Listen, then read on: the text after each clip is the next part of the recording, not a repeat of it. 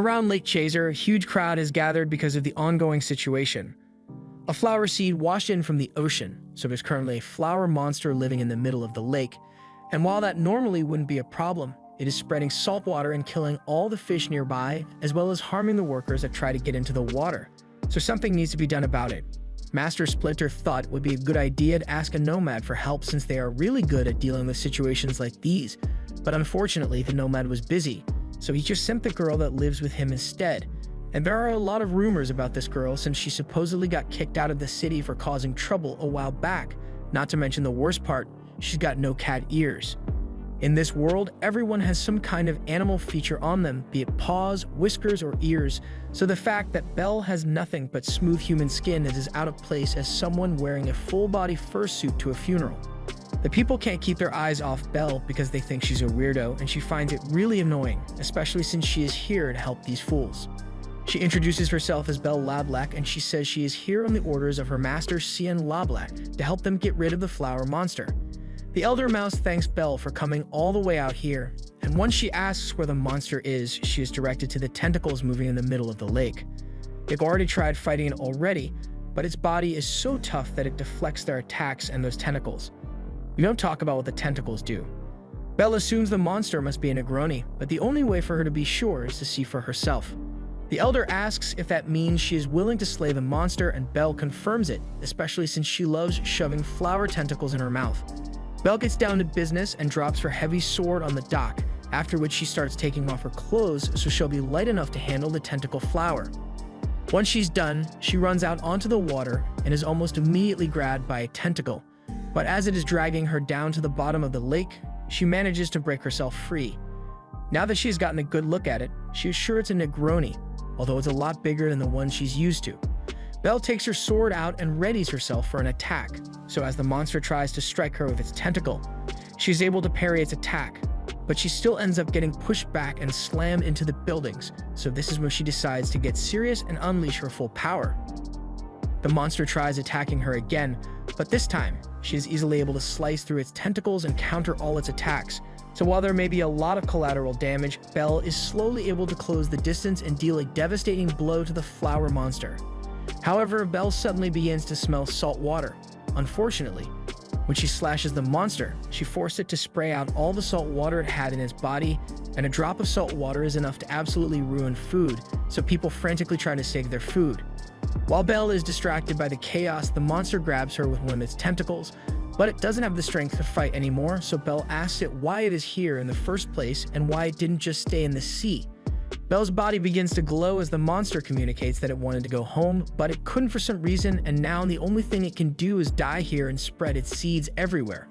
However, Belle still has an obligation to get rid of the monster, so she can't let it create more flower monsters. Belle breaks free from the monster's tentacles, and while she feels bad for it, she still uses her sword to finish it off once and for all. Once she's done, she returns to the dock where the Elder thanks her for saving their village, even if most of it was destroyed in the process. He says they'll send the reward to her house later, but before she goes, Belle asks if she can take one of the flower monster seeds and tentacles with her. The Elder doesn't have a problem with it, but he has no idea why she would want something like that, so Belle reminds him that she loves eating flower meat, and the people are okay with it, but they're still silently judging Belle for eating something that's so gross. On her way home, Belle takes the seed and tosses it into the water since it was the last wish of the flower monster, and as she returns to the house, she finds her master hunched over by the fireplace trying to get it started. She tells him that she is done with her job, and San congratulates her on a job well done, but he is still far too focused on the fire to look at her. There's a lot Belle doesn't understand about Xian, like why he's putting so much effort into starting a fire when he could just use magic to do it, or why he sent her to do the job when he could have gotten it done without destroying half the village like she did. Xian finally finishes setting the fireplace, so he goes over to Belle and asks what she brought back with her. So Belle excitedly shows him her flower tentacle. San is impressed and tells her that she cut it really well, although he also says her technique could use a little improvement regardless. That aside, he asks her what she wants to do with the tentacle, and Belle answers that she's going to eat it like she does with all the other flower fish she kills. A while later, Belle is done preparing the flowers, and as she and Cian sit down to eat, Xian reminds Belle not to waste the leather from the tentacle, so she says she'll think about making some shoes from it later since it is pretty useful. After that, they begin eating, but Belle complains about Cheyenne using way too many spices in his food, since that's not how he's supposed to eat it. But Cheyenne doesn't really care. As dinner goes on, Belle asks Cheyenne if he knows why flower monsters leave the sea. Cheyenne can't say for sure, but he thinks they might have because unhappy with their situation and are looking for a new home. But Belle doesn't think that's the case since the flower she killed today said it wanted to go back to the sea but couldn't. Cheyenne says it was probably just the flower's procreation instincts driving it to spread as many seeds as possible. And it's not something that's exclusive to flowers, as all creatures have an image drive to intermingle with the world around them. Except chronic gamers, of course. After that, Cheyenne gets up from the dinner table and goes to sit in his chair while Belle handles the dishes, but she still has some questions for Cheyenne. First off, she asks why he made her go deal with the flower, since everyone there was scared of her because of how she looked, but Cheyenne justifies his decision by reminding Belle that he doesn't fight. He is an Enola, which means his job is to act as an instructor and nothing more, but Belle still thinks he is wasting his talents by being a pacifist. She is worried that they won't be able to stay here for much longer at this rate, otherwise the army of insatiable emptiness is bound to catch up to her sooner or later. She wants to go somewhere where she can find other regular humans like herself. But as far as Cheyenne knows, there are no places with humans nearby.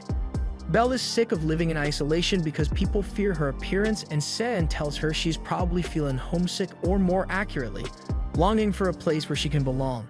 Belle asks Cheyenne if there's any way for her to cure her homesickness, and he suggests that she could go on a journey to find a place that she can call home.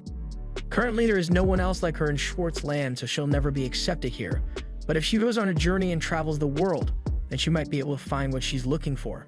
He tells her to go to Park City and undergo the trials to become an official nomad, and he's sure she can do it because he is the one who taught her everything she knows, although Belle doesn't seem too sure of herself.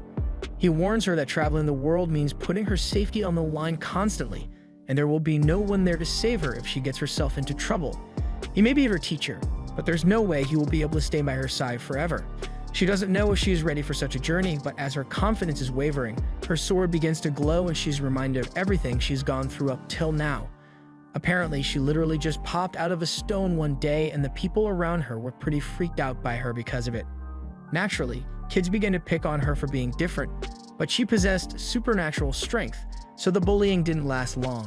She eventually got adopted by a nice couple, but she soon realized that she was different from them, so she could never really accept them as her parents. She ran away one night, and eventually she ended up in a tower with a weird lack of security. She climbs the tower and soon arrives in a room with nothing but a sword that has been chained up. Since there's no one here to stop Belle, she approaches the sword and touches it, at which point it starts glowing pink and accepts her as his partner. Belle then takes off running, and there are suddenly guards trying to stop her as she flees, but she is too quick for them to catch her. As she makes it outside, Belle stops once she sees the light of the moon, but this allows the guards to catch up to her, and this guy is ready to cut her down right here and now. However, by the power of her sword, she is able to slice the guard's sword in half despite never having trained before. She continues running, but after all she has done to escape, another guard shows up in front of her and knocks her to the ground. He points his sword at her and asks why she did all this, and the only reason she has is because she thinks of the sword as her friend. The guard accepts her reason and decides not to kill her, but she still got locked in prison for trying to steal the sword. Back to the present, as morning comes, Cheyenne receives the reward from the Elder Mouse, but as soon as they see Belle, they all run away in fear. Belle has come to terms with the fact that no one here will ever accept her, so she asks to have a serious conversation with Cheyenne. She says she is ready to undertake the trials so she can become a nomad, and Cheyenne can tell she is determined to go through with it. But he's surprised she was able to come to a decision overnight.